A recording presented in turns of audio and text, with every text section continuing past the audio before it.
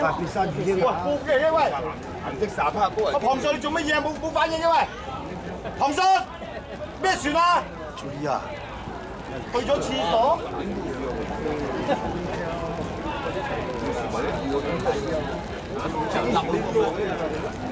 再之後，絲刷我要講絲刷。幾絲滑，但係邊種？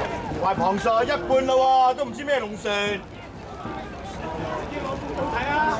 我有撚譜啊！但係冇同十幾，我未出嚟啊！